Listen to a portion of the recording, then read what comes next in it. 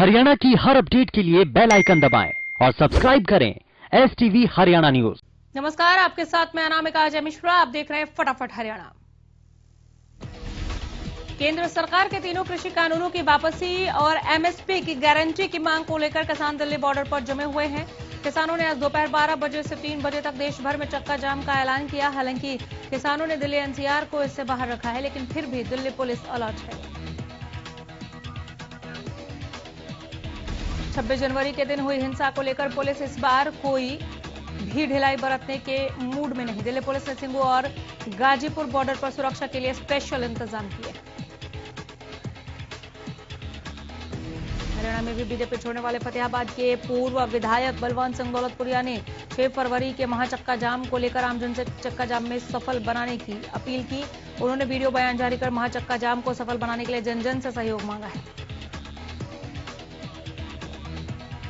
किसान संगठन दिल्ली, यूपी और उत्तराखंड को छोड़कर देश भर में चक्का जाम करेंगे। वहीं किसी अनहोनी से बचने के लिए प्रशासन भी तैयारी में जुटा हुआ है।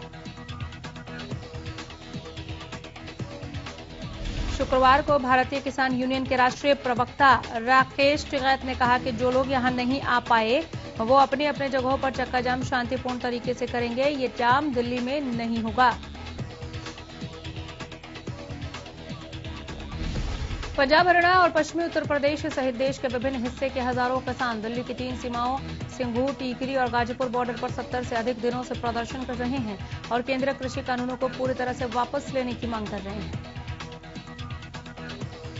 किसानों के चक्का जाम को लेकर प्रशासन अलर्ट मोड पर है। फतेहाबाद में डीसी ने किसानों के चक्का जाम के बीच आदेश जारी किए। डीसी के आदेश के मुताबिक कहीं पर भी जबरन यातायात प्रभावित करने वालों से सख्ती से निपटा जाएगा। पुलिस का कहना है कि अगर टकराव की स्थिति बनती है तो पहले सिविल डिपार्टमेंट के अधिकारी आगे आकर किसानों से बात करेंगे। एक्स्ट्रा फोर्स की तैनाती के साथ ही सुरक्षा के लिए अतिरिक्त पुलिस बल की ड्यूटी निर्धारित की गई है। फतेहाबाद में सभी मुख्य पॉइंट पर ड्यूटी मजिस्ट्रेट नियुक्त किए गए। जरूरत पड़ने पर इमरजेंसी हालात के लिए ट्रैफिक को डाइवर्ट करने के लिए अल्टरनेटिव रूट बनाए गए हैं। वहीं दूसरी तरफ किसान संगठनों ने भी जगह जगह बैठक कर चक्का जाम को सफल बनाने के लिए रणनीति बनाई है। आज देश भर में बुलाए गए चक्का जाम को लेकर किसान संगठनों ने सभी तैयारियां पूरी कर ली हैं। इसी कड़ी में शंभू टोल प्लाजा पर आज किसान अमृतसर दिल्ली नेशनल हाईवे को जाम करेंगे। 12 बजे से 3 बजे तक बुलाए जाम के दौरान सिर्फ एग्जाम के लिए स्टूडेंट्स, एम्बुलेंस, आर्मी या सिर्फ उन वाहनों को जाने दिया जाएगा जो शादी समारोह के लिए जा रहे हों। किसानों का कहना है कि चक्का जाम शांतिपूर्वक तरीके से किया जाएगा। उधर किसानों के चक्का जाम ऐलान के बाद पुलिस प्रशासन भी अलर्ट है। चक्का जाम के दौरान किसी भी तरह की घटना से बचने के लिए पुलिस को अलर्ट कर दिया गया है। साथ ही प्रशासन के आला अधिकारी पूरे मामले पर नजर बनाए हुए हैं।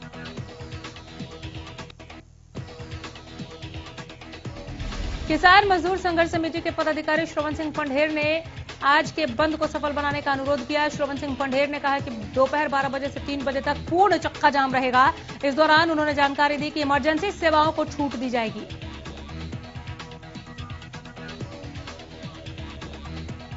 सिंघू बॉर्डर पर किसान आंदोलन से निपटने के लिए दिल्ली पुलिस की ओर से मजबूत बैरिकेडिंग की गई है। इस बैरिकेडिंग का मकसद दिल्ली में होने वाले उपद्रव को रोकना है। आज होने वाले चक्का जाम के मद्देनजर दिल्ली पुलिस ने पहले ही मजबूती के साथ सिंघू बॉर्डर पर बैरिकेडिंग कर दी है। इस बैरिकेडिंग में लोहे के बड़े बड़े सरिया, नुकीले तार, सड़क में गड्ढे खोदकर कंक्रीट के साथ दबाए गए हैं। ये बैरिकेडिंग केवल सिंघू बॉर्डर ही नहीं बल्कि दिल्ली के सभी बॉर्डर पर की गई जहां पर किसान आंदोलन कर रहे हैं। हरियाणा में आज भी दो राज्यों में इंटरनेट बंद रहेगा। सोनीपत और झज्जर में शाम 5 बजे तक के लिए इंटरनेट पर रोक लगा दी गई है। इस दौरान केवल वॉइस कॉल जारी रहेंगे। दिल्ली में शुक्रवार को हरियाणा कांग्रेस की अहम बैठक का आयोजन किया गया। यह बैठक कांग्रेस प्रदेश प्रभारी विवेक बंसल की अध्यक्षता में हुई, जिसमें कई अहम मुद्दों पर चर्चा की गई। बैठक के बाद विवेक बंसल और किरण चौधरी ने बताया कि आने वाले समय में कांग्रेस जिला ब्लॉक स्तर पर किसानों को लेकर कार्यक्रमों का आयोजन करेगी। साथ ही किसानों के चक्का जाम को भी समर्थन देगी।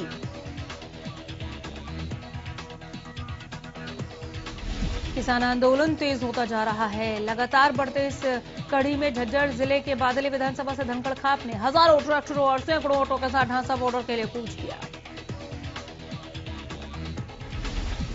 धनखड़ खाप के प्रधान युद्धवीर धनखड़ ने बताया कि खाप ने महापंचायत के बाद यह फैसला लिया था कि किसानों की तीनों मांगे जायज हैं और धनखड़ खाप पूरी तरह से आंदोलन में सक्रिय भूमिका निभाएगी।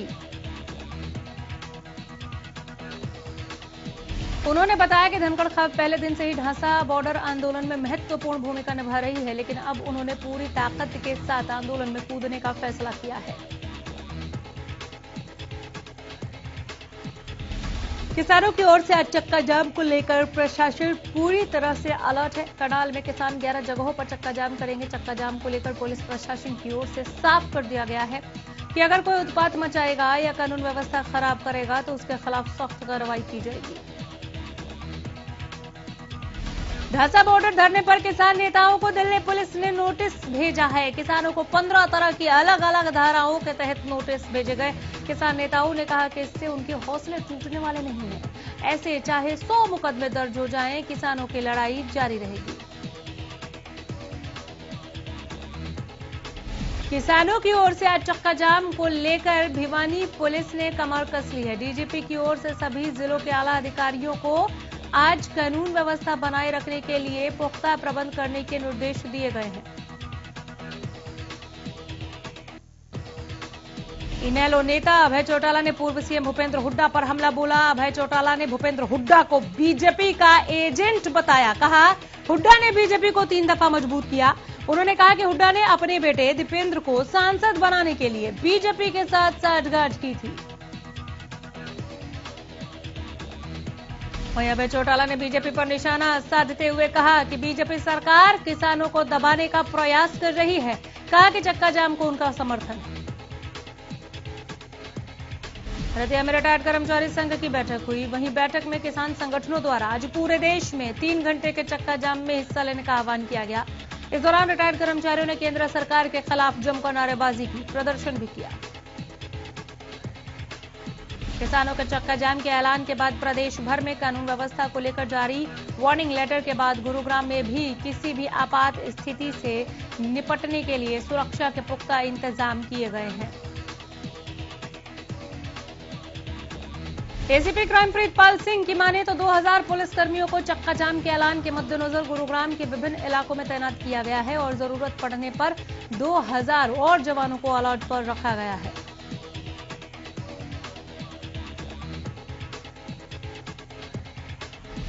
रतिया में रिटायर्ड कर्मचारियों ने एक बैठक कर किसानों के 3 घंटे का चक्का जाम में बढ़ चढ़कर हिस्सा लेने का आह्वान किया। इस दौरान रिटायर्ड कर्मचारियों ने केंद्र सरकार के खिलाफ जमकर नारेबाजी कर प्रदर्शन किया। कृषि कानूनों के खिलाफ चल रहे किसानों के आंदोलन में टोहाना के गांव समेंड के किसान शमशेर सिंह की मौत हो गई। आंदोलन में किसान की मौत के बाद परिजनों का कहना है कि सरकार और प्रशासन द्वारा उनकी शहादत को नकार कर बेरुखी दिखाई जा रही है।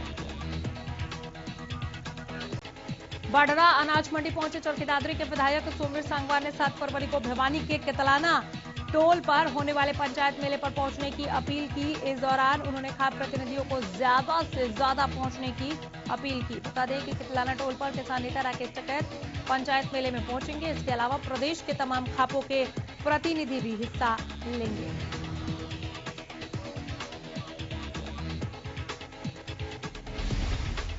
वहीं चक्का जाम को लेकर उन्होंने कहा कि किसान मोर्चा के आह्वान पर अलग अलग जिम्मेदारियां लोगों की लगाई गई हैं, वो अपनी जिम्मेदारियों पर काम कर रहे हैं।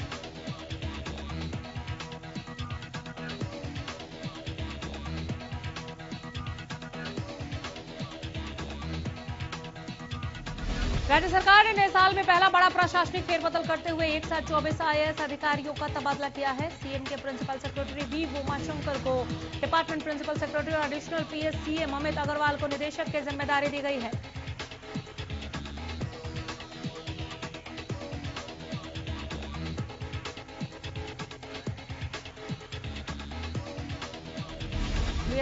Kundu metropolitan development authority Gurugram और फरीदाबाद से हटाकर उन्हें लेबर डिपार्टमेंट में लगाया है। उन्हें सैनिक एवं अर्धसैनिक कल्याण विभाग और प्रिंटिंग एंड स्टेशन डिपार्टमेंट भी दिया गया है।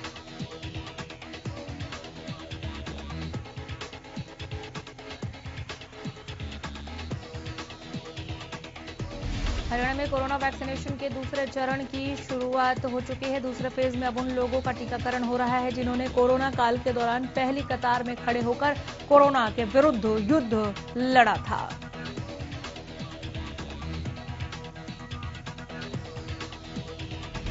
फतेहाबाद में भी कोरोना वैक्सीनेशन के दूसरे चरण के दौरान पुलिस कर्मचारियों का कोरोना टीकाकरण किया गया। इस दौरान एसपी राजेश कुमार ने खुद कोरोना का टीका लगवाकर पुलिस लाइन में अभियान की शुरुआत की।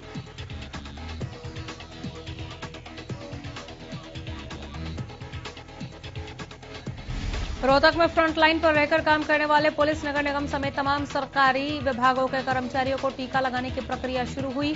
इस दौरान पुलिस अधिकारियों ने आगे आकर कोविशील्ड का टीकाकरण करवाया।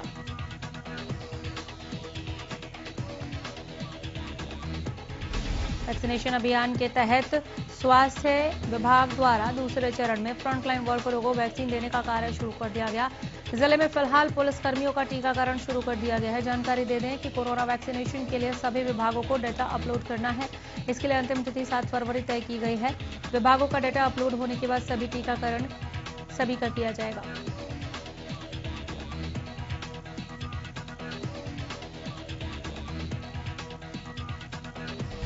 अंबाला के सिविल अस्पताल में हाई वोल्टेज ड्रामा देखने को मिला। बता दें कि अंबाला के न्यू शिवालिक कॉलोनी के एक 21 साल के युवक को गंभीर अवस्था में सिविल अस्पताल लाया गया, जहां उसके इलाज के दौरान मौत हो गई। जिसके बाद मृतक के परिजनों ने ट्रॉमा सेंटर के बाहर जमकर बवाल काटा, जोरदार हंगामा किया।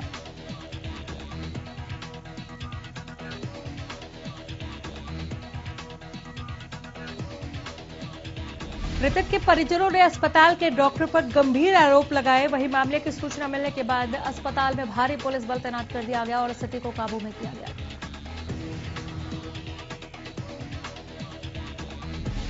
उत्तर पश्चिमी रेलवे की ओर से यात्रियों की सुविधा को ध्यान में रखते हुए धीरे धीरे गाड़ियों की संख्या को बढ़ाया जा रहा है।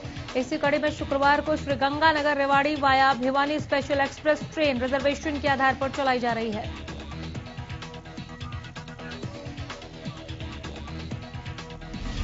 ट्रेनें लगभग पूरी रिजर्वेशन के आधार और बढ़े हुए किराए के साथ संचालित की जा रही हैं। वहीं रेल यात्रियों का कहना है कि इस रेल के संचालन से यात्रियों को काफी फायदा होगा। उन्हें अपने गंतव्य तक जाने में आसानी होगी।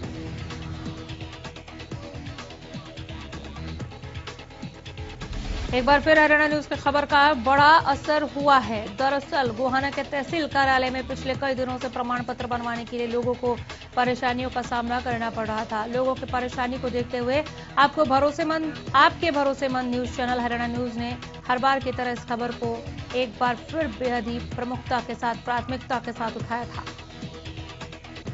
खबर दिखाए जाने के बाद प्रशासन हरकत में आया, जिसके बाद एसडीएम आशीष वशिष्ठ ने तहसील कार्यालय का औचक निरीक्षण किया और कार्यालय में मौजूद अधिकारियों और कर्मचारियों को जमकर फटकार लगाई।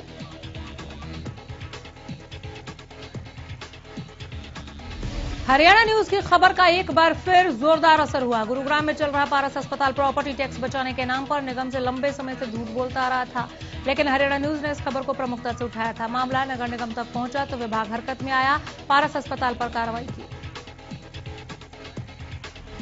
महम बाईपास पर अवैध कब्जे को हटाने सेना के जवान और पुलिस बल पहुंचे। महम के नायब तहसीलदार ने बताया कि इस जमीन पर रक्षा मंत्रालय का रकबा है, उसी का कब्जा लेने पहुंचे हैं। अवैध कब्जे को हटाने के लिए उनके पास आदेश भी है। नायब तहसीलदार ने बताया कि जो लोग इस जमीन पर खेती करते थे वे स्टे लेकर आए थे, जिनका स्टे अब खत्म हो चुका है। करीब 24 एकड़ एक जगह और 8 एकड़ दूसरी जगह जमीन पर कब्जा छुड़वाया गया। इस दौरान भारी पुलिस बल मौजूद रहा, हालांकि कब्जे को शांतिपूर्वक हटवा दिया गया। पेट्रोल और डीजल के दामों में लगातार बढ़ोतरी हो रही है। सिरसा में पेट्रोल करीब 86 रुपए प्रति लीटर और डीजल करीब 79 रुपए प्रति लीटर तक जा पहुंचा है, जिसके चलते आम जन परेशान हैं। प्रदेश में कोरोना के आंकड़ों में लगातार गिरावट दर्ज की जा रही है। बीते 24 घंटे में 84 नए मरीजों की पुष्टि की गई। गुरुग्राम में 23 और फरीदाबाद में 4 नए केस सामने आए हैं।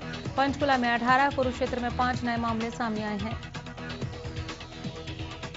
प्रदेश में अब तक कोरोना महामारी के कारण 3027 मरीजों की मौत हो चुकी है। इसी के साथ अब तक हरियाणा में कुल 2,68,293 केस सामने आए।